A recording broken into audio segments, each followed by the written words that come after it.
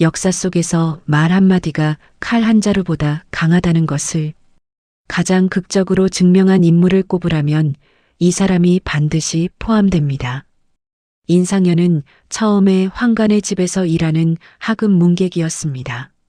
출신도 없었고 배경도 없었습니다. 그런데 이 사람이 천하를 호령하는 진나라 왕 앞에 홀로 서서 꿈쩍도 하지 않았습니다. 진나라 왕이 원하는 보물을 들고 갔다가 그 보물을 그대로 들고 돌아왔습니다. 진나라와의 정상회담에서 진나라 왕이 조나라 왕을 모욕하려 하자 인상여가 몸으로 막아서며 진나라 왕을 오히려 굴복시켰습니다. 그리고 노장 연파와의 갈등에서 보여준 처신이 역사에서 가장 아름다운 화의 이야기 중 하나로 남았습니다. 인상여, 약소국 조나라가 낳은 최고의 외교관이자 담략가, 칼없이 진나라 왕을 이긴 사나이. 지금부터 시작합니다.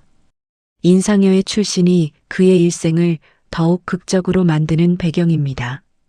인상여가 처음 역사에 등장할 때 그의 직함이 조나라 황관 목현의 사인이었습니다. 사인이란 고위직의 집에 기거하며 여러 일을 돕는 문객이었습니다. 귀족도 아니었고 관리도 아니었습니다.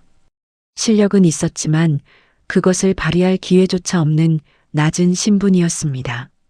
목현이 어떤 사람이었는지도 중요합니다. 목현은 조나라 해문왕을 모시는 황관이었습니다. 왕의 측근이었지만 신분의 한계가 있는 사람이었습니다. 그 목현의 집에서 문객으로 있었다는 것이 인상여의 출발점이었습니다. 그런데 목현이 인상여를 어떻게 생각했는지에 대한 기록이 있습니다.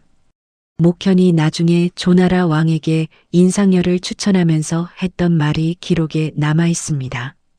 목현이 말했습니다. 제 사인 인상여는 용감하고 지략이 있는 사람입니다. 단순히 부하를 칭찬하는 것을 넘어 진정으로 그 능력을 인정하는 말이었습니다. 목현이 인상여의 능력을 처음 알아채게 된 계기가 있었습니다. 목현 자신이 이전에 큰 실수를 저질러 왕에게 처벌받을 위기에 처한 적이 있었습니다. 연나라로 달아나려 했습니다. 이때 인상여가 목현에게 말했습니다. 연나라는 진나라를 두려워합니다. 진나라가 조나라와 동맹을 원할 때 조나라가 연나라에 요청하면 연나라는 조나라의 요청을 들어줄 것입니다. 지금 대인께서 연나라로 달아나시면 연나라가 대인을 조나라에 팔 것입니다. 차라리 조왕 앞에 엎드려 죄를 청하시는 것이 낫습니다. 목현이 이 말을 따랐고 실제로 왕이 용서해 주었습니다. 이 일화가 인상여의 상황 분석 능력을 보여줍니다. 단순한 충성이 아니라 상황을 정확하게 읽고 최선의 선택을 제시하는 능력이었습니다. 인상여가 역사의 전면에 등장하는 계기가 된 것이 화시벽이라는 보물 때문이었습니다. 화시벽이 무엇인지를 먼저 알아야 합니다. 화시벽은 당시 천하에서 가장 귀한 보물로 알려진 옥이었습니다. 변화라는 사람이 초나라의 산에서 발견한 옥인데 그 아름다움과 희귀성이 천하에 둘도 없다고 했습니다. 이 옥이 조나라 해문왕의 손에 들어왔습니다. 진나라 소양왕이 이 소식을 들었습니다. 진나라가 당시 전국시대에서 가장 강한 나라였습니다. 소양왕이 조나라에 사신을 보냈습니다. 내용이 매우 무례했습니다. 진나라 성 15개와 화시벽을 교환하겠다는 것이었습니다. 이것이 얼마나 황당한 제안인지를 이해해야 합니다. 진나라가 정말로 성을 줄 의도가 있었을 리 없습니다. 그냥 빼앗으려는 것이었습니다. 그렇다고 거절하면 진나라가 이것을 빌미로 공격할 것이었습니다. 조나라 왕이 대신들을 모아 회의를 했습니다. 옥을 줘야 하는가 말아야 하는가. 그런데 아무도 명확한 답을 내놓지 못했습니다. 줘서도 안 되고 안 줘서도 안 되는 상황이었습니다. 목현이 이 자리에서 인상여를 추천했습니다. 제 사인 인상여가 이 일을 해낼 수 있을 것입니다. 왕이 인상여를 불렀습니다. 인상여 앞에 놓인 상황이 어떠했는지를 생각해 봐야 합니다. 하급 문객인 자신에게 왕이 직접 조나라 운명이 걸린 문제를 물어보고 있었습니다. 이것이 인생에서 단 한 번 올까 말까 한 기회였습니다. 인상여가 말했습니다. 진나라가 성으로 옥을 사겠다고 하는데 우리가 주지 않으면 조나라가 나쁜 것처럼 됩니다. 진나라가 옥을 받고 성을 주지 않으면 진나라가 나쁜 것이 됩니다. 두 가지 방책을 비교하면 주는 것이 낫습니다. 신이 옥을 가지고 진나라에 가겠습니다. 진나라가 성을 내주면 옥을 두고 오겠습니다. 그렇지 않으면 옥을 온전히 가지고 돌아오겠습니다. 완벽기조, 즉 옥을 완전히 가지고 돌아오겠다는 말이 바로 여기서 나왔습니다. 이것이 중국 고사성어 완벽의 어원이 되었습니다. 인상여가 화시벽을 들고 진나라로 갔습니다. 진나라 소양왕이 인상여를 접견했습니다. 왕이 화시벽을 받았습니다. 좌우에 돌리면서 구경했습니다. 신하들도 구경했습니다. 환호했습니다. 그런데 왕이 성을 줄 이야기를 하지 않았습니다. 인상여가 상황을 파악했습니다. 왕이 옥만 가지고 성을 줄 생각이 없다는 것을 인상여가 어떻게 했는지가 기록에 남아 있습니다. 인상여가 앞으로 나섰습니다. 왕에게 말했습니다. 이 옥에 흠이 하나 있습니다. 제가 보여드리겠습니다. 왕이 흠이 어디 있냐고 하면서 옥을 돌려주었습니다. 인상여가 옥을 받자마자 뒤로 물러나 기둥에 기댔습니다. 그리고 분노에 찬 목소리로 말했습니다. 왕께서 진나라 성 15개와 교환하겠다고 하셔서 신이 옥을 가지고 왔습니다. 그런데 왕께서는 거만하게 앉아 후궁들에게 옥을 돌리며 저를 희롱하는 것처럼 하십니다. 진나라가 성을 줄 생각이 없다는 것을 알겠습니다. 지금 옥이 제 손에 있습니다. 왕께서 신에게 강압을 가하신다면 신의 머리와 이 옥이 함께 이 기둥에 부딪혀 부서질 것입니다. 이 말의 담력이 얼마나 대단한지를 생각해 봐야 합니다. 진나라 왕 앞에서 진나라 궁전에서 혼자서 천하 최강국의 왕을 향해 이런 말을 했습니다. 게다가 옥을 기둥에 부딪혀 부수겠다고 했습니다. 옥이 부서지면 진나라도 원하는 것을 얻지 못합니다. 왕이 당황했습니다. 신하들이 인상여를 잡으려 했습니다. 왕이 말렸습니다. 옥이 부서지면 안 된다는 것이었습니다. 왕이 태도를 바꿨습니다. 지도를 가져오게 하여 성 15개의 위치를 표시했습니다. 성을 주겠다는 제스처를 취한 것이었습니다. 인상여가 이것도 믿지 않았습니다. 말했습니다. 화시벽은 천하의 보물입니다. 조나라 왕께서 진나라에 보내면서 5일 동안 재개하셨습니다. 대왕께서도 5일 동안 재개하시고 정식 의례를 갖추어 옥을 받으셔야 합니다. 왕이 허락할 수밖에 없었습니다. 그 밤에 인상여가 어떻게 했는지가 기록에 있습니다. 인상여가 부하를 통해 옥을 조나라로 돌려보냈습니다. 왕이 5일 동안 재개하는 사이에 옥은 이미 조나라로 가고 없었습니다. 5일 뒤 인상여가 왕 앞에 나타났습니다. 그리고 솔직하게 말했습니다. 진나라가 성을 줄 의도가 없다는 것을 알고 옥을 조나라로 돌려보냈습니다. 대왕께서 정말로 성을 주실 의향이 있다면 성을 먼저 조나라에 넘기신 뒤 조나라가 옥을 보낼 것입니다. 신을 죽이고 싶으시다면 죽이십시오. 하지만 그렇게 하면 천하 사람들이 진나라를 어떻게 볼지 생각해 보십시오. 왕이 인상여를 죽이지 않았습니다. 조나라 사신을 죽이면 약소국 조나라에 졌다는 오명이 생기는 것이었습니다. 왕이 인상여를 예우하여 조나라로 돌려보냈습니다. 인상여가 말 한마디로 천하의 옥을 온전히 지켜낸 것이었습니다.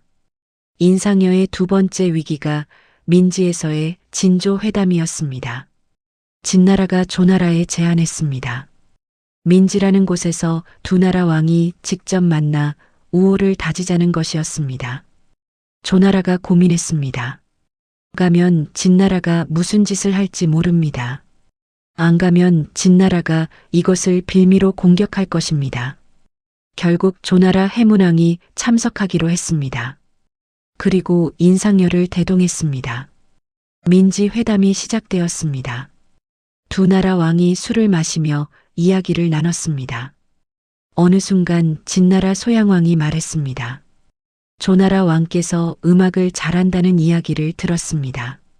비파를 한 곡 연주해 주시겠습니까? 이것이 얼마나 모욕적인 요구인지를 알아야 합니다.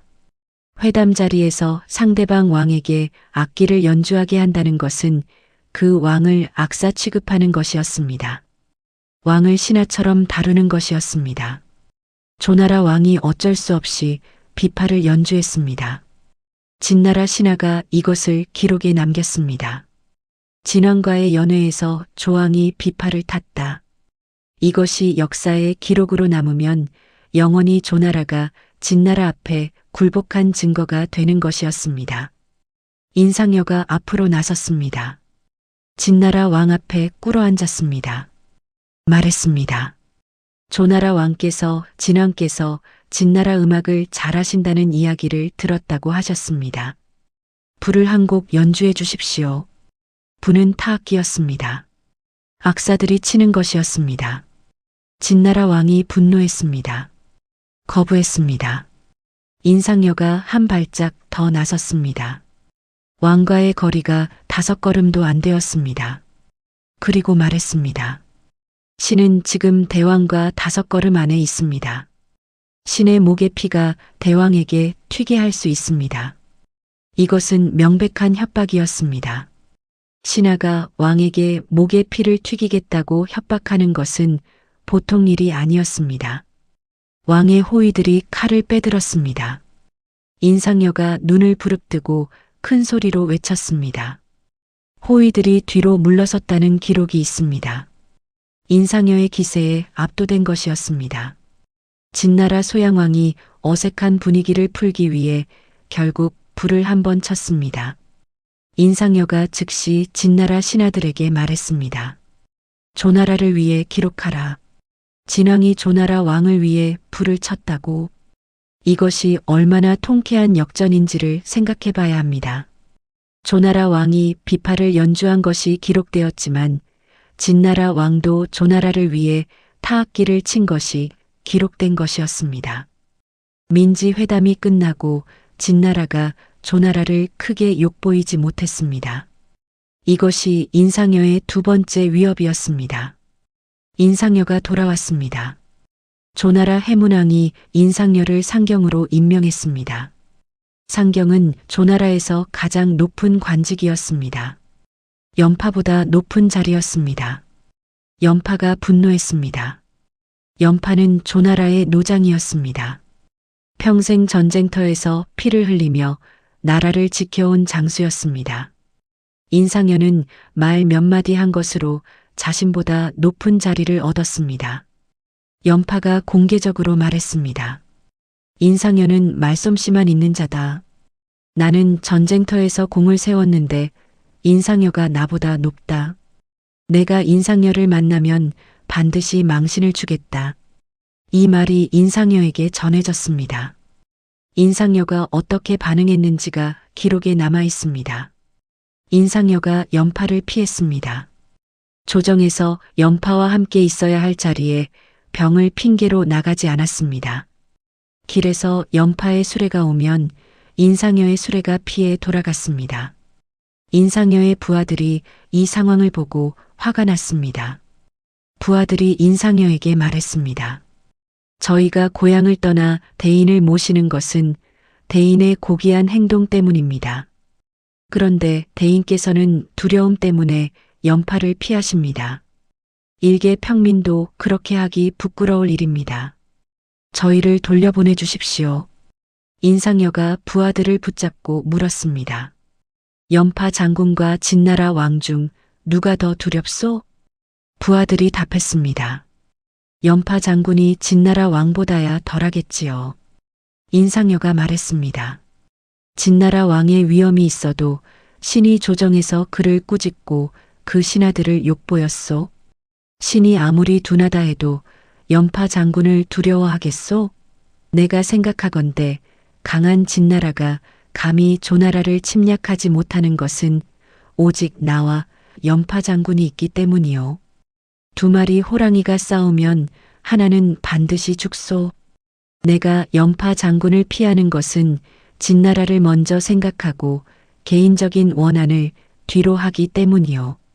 이 말이 나중에 연파에게 전해졌습니다.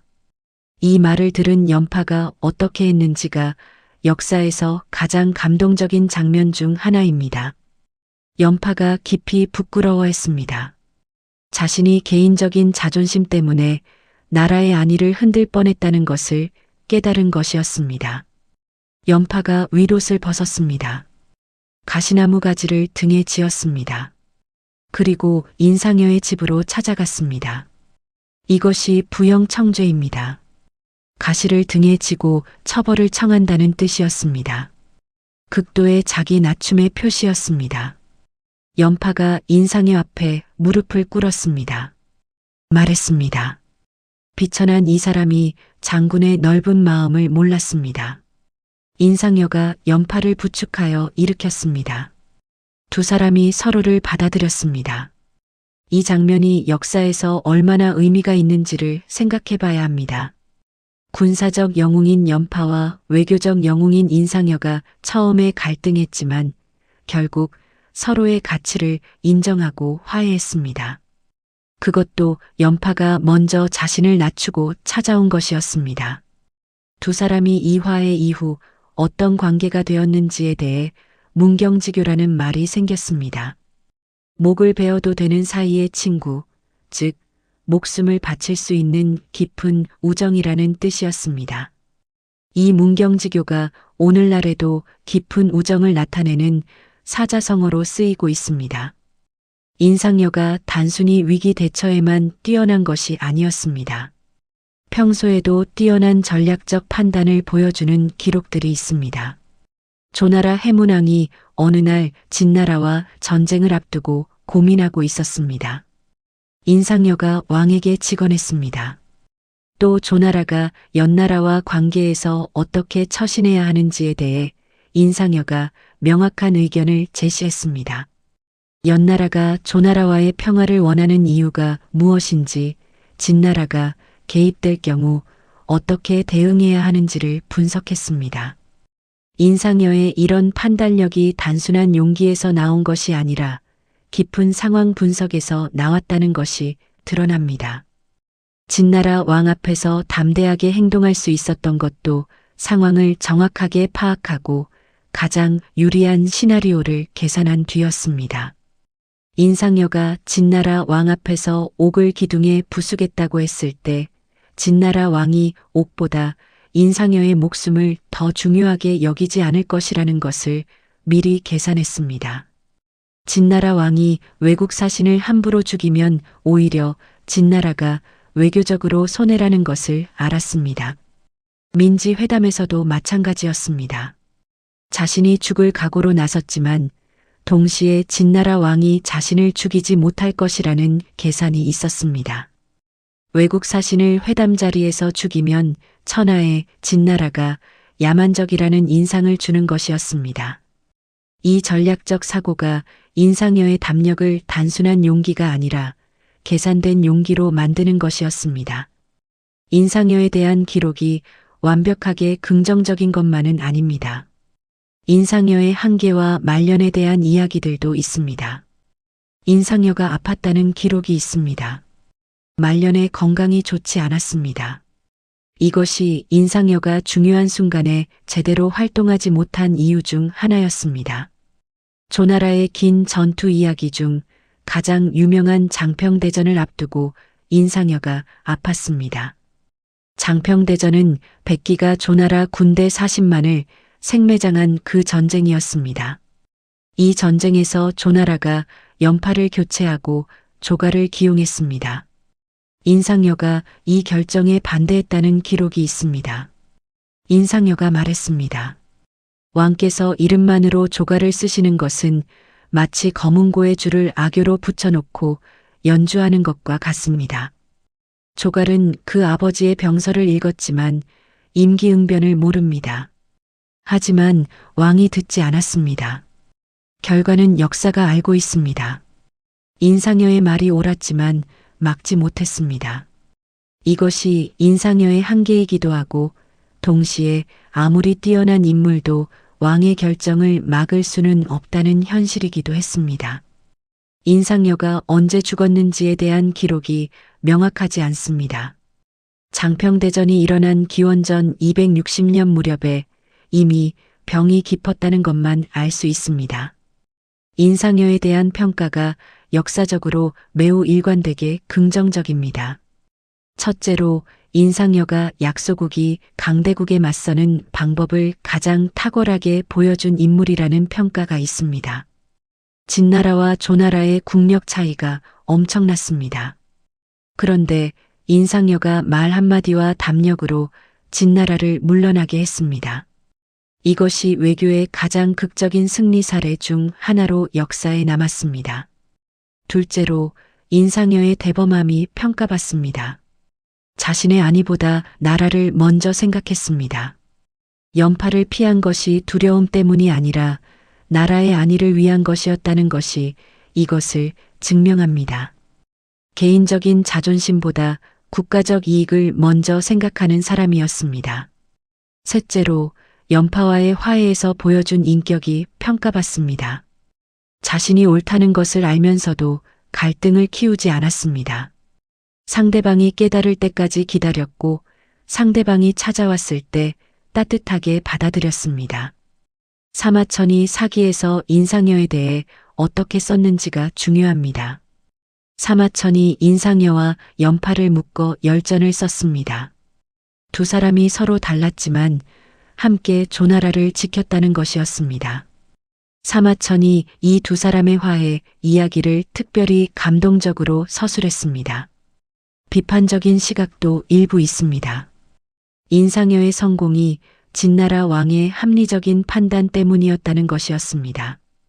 진나라 왕이 옥보다 체면을 더 중시했기 때문에 인상여의 전략이 통한 것인데 만약 진나라 왕이 다르게 반응했다면 인상여는 죽었을 것이라는 지적입니다.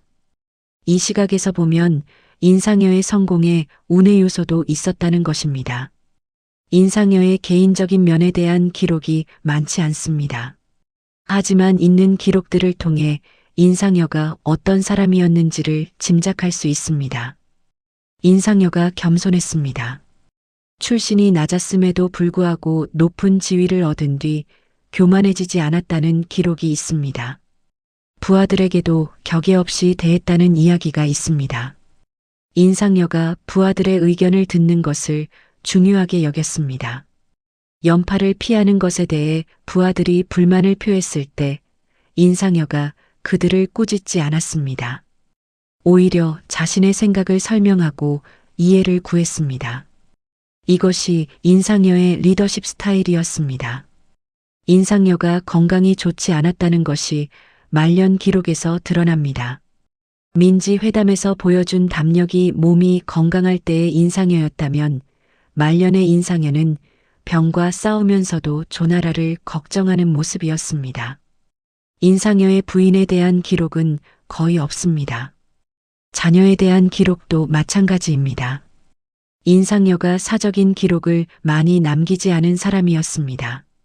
아니면 그런 기록들이 전해지지 않는 것일 수 있습니다. 인상여.